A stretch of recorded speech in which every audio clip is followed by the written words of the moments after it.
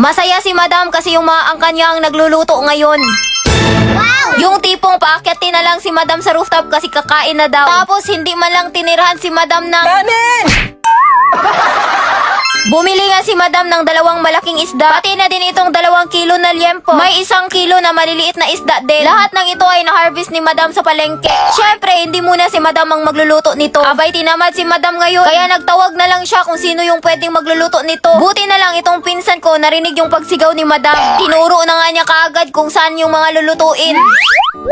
Sabi ko sa pinsan ko, siya na bahala dyan. Si madam, umalis kaagad. Abay, wala nang magagawa tong pinsan ko. Andito din pala sa mansyon itong mga pamangkin ko. Abay, seryosong seryoso sa pinanood na movie. Si madam, napatulala na lang talaga dito.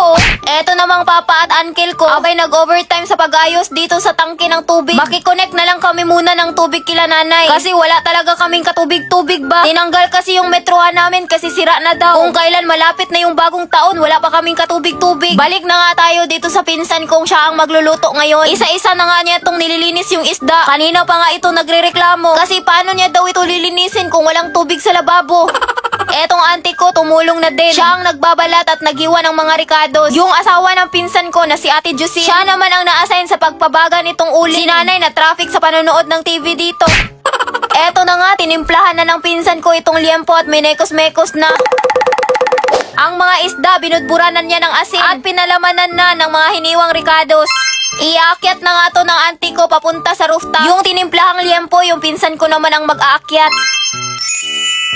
Umaapoy na nga itong uli. Kaya yung pinsan ko, sinimulan na niyang magsugba ng liempo.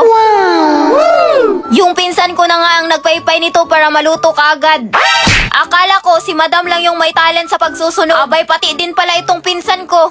Partida, umaapoy na nga. Talagang pinaypayan pa ni Ate Josie. Matik, naluto kagad yung liempo. Hindi na pinalamig pa, tinadtad na kagad nitong pinsan ko. Yung mga pamangkin kong nanood sa baba, eto na sila, nagsiakyatan na dito sa rooftop.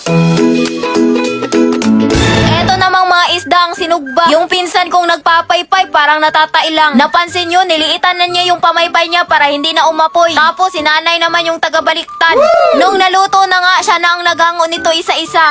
Yung isa ko namang auntie, nilabas na niya itong dilaw na tela. Maghahapunan lang naman kami dito sa rooftop, may paganito pa. Isa-isa na nga ding pinwesto yung mga pagkain sa lamesa. Yung maliliit na isda, ginawang kinilaw. Yung pinsan ko na nga ang nagtimpla nito.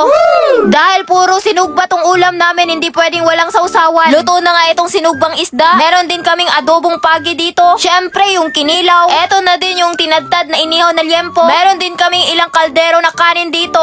Dahil ready na yung mga pagkain at luto na, lahat ng mga angkan ko nagsiakyatan na dito sa rooftop. Sabi ko nga sa kanila, tatawagin lang nila ako pagkakain na. Saktong-sakto talaga tong pagtawag nila sa akin kasi gutom na si madam. Kainan na! Alisto na nga umakyat si madam sa rooftop.